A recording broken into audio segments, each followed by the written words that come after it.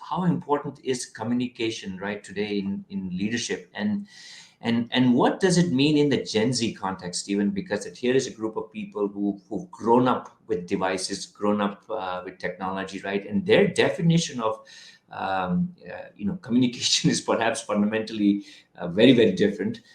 So tell us a little bit about just communication more generally, and then in the context of Gen Z. Okay, so let's talk. Let's focus on verbal communication first. I'm not going to go down the written communication, but even that's important, right? Sure. So think about it this way, for your audience, right? Anything you do to let people know what you do, or share your idea, or share a new concept, or share a event that happened, or share some, has to come through communication, though, right? Yeah. And in a corporate standpoint, it is key because you're presenting an idea, you're sharing an update, you're doing a business review, you are talking about customer initiatives or complaints, or you're talking about the next new product that you're going to launch. Guess what? We're in meetings, and what do you do in meetings, though? You're not texting to each other, you're talking, though, right? Yeah. So in the context of corporate world or any world, we need to communicate, though.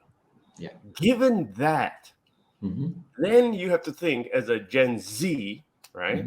Not that there's anything wrong. They know how to communicate. They're just a little bit more used to doing on their fingers versus speaking, though, right? Yeah. So I'll give you a simple story, though, right?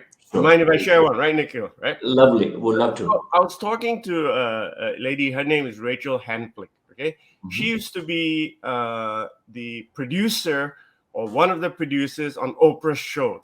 So as I was writing my book, You're Hired, and I said, Rachel, do you have any interns that you use on your show? She said, yeah, we had an intern. Any issues that came up? Yeah, this one intern, she was really bright.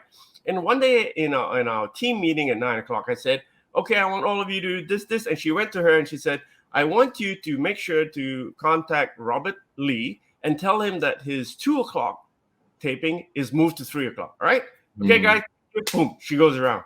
She comes back at 11:00 and says, hey, Jenny, did you contact Robert?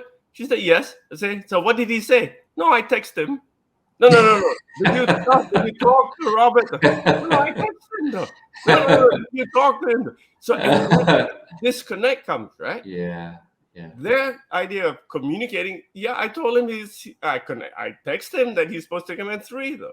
And she's going, no, you don't understand. You need to speak to the person and confirm that he's supposed to come at 3:00, right? Yeah. So now, from a Gen Z standpoint, it's actually not that bad, though. Think about it. I always tell Gen Z, you have an unfair advantage over all of us. 1, you're tech savvy, though. 2, you already know how to communicate. You just have to open your mouth, though. Now, marry the two together, though, right? Yeah. You don't have to talk all the time. But when you're in the presence of that meeting, then you talk, though. And that's where, it goes back to my whole notion, Nikhil, about the 95-5, right? 95% of the time, please be who you are. But that 5% of the time, you need to know the rules of the game of that particular group or that meeting or that individual to act like them. Here's the biggest thing I think people make a mistake, though. Okay?